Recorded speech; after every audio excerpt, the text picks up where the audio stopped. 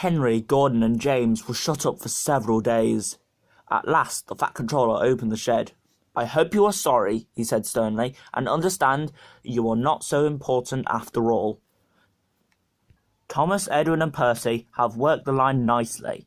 They need a change, and I will let you out if you promise to be good." "Yes, sir," said the three engines. "We will."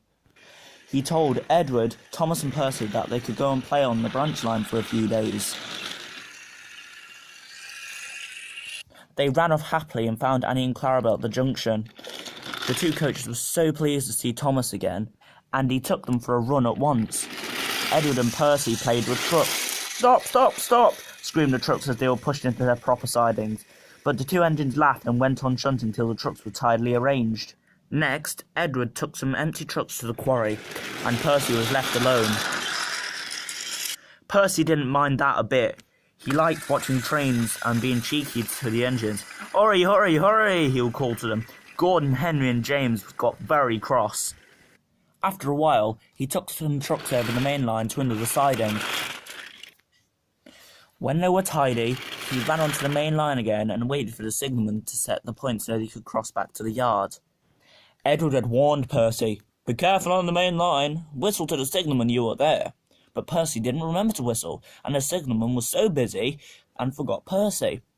Bells rang in the signal box. The man answered, saying the line was clear, and set the signals for the next train.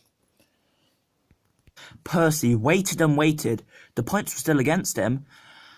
He looked along the main line. "Peep, peep!" He whistled in horror, for rushing towards him was Gordon with the express. "Poop, poop, poop, poop, poop," whistled Gordon. His driver shut off steam and applied the brakes. Percy's driver turned on full steam. "Back, Percy, back," he urged, but Percy's wheels wouldn't turn quickly. Gordon was coming so fast that it seemed he couldn't stop. With shut eyes, Percy waited for the crash. His driver and fireman jumped out. "Oh!" groaned Gordon. "Get out of my way!" Percy opened his eyes. Gordon had stopped with Percy's buffers a few inches from his own, but Percy had begun to move. "I won't stay here, I'll run away." He was soon clear of the station and running as fast as he could. He went through Edward Station whistling loudly, and he was so frightened that he ran up Gordon's Hill without stopping.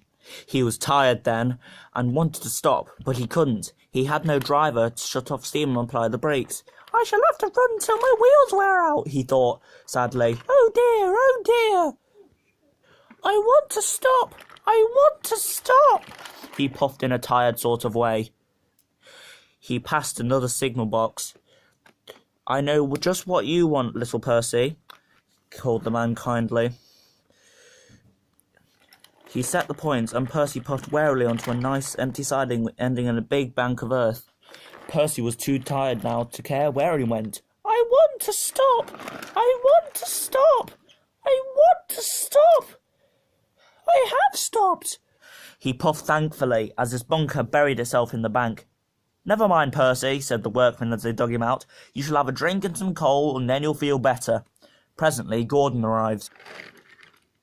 "Well done, Percy. You started so quickly that you stopped a nasty accident." "I'm sorry I was cheeky," said Percy. "You were clever to stop." Percy now works in the yard and finds coaches for the trains. He is still cheeky because he is that sort of engine, but he is always most careful when he goes on the main line.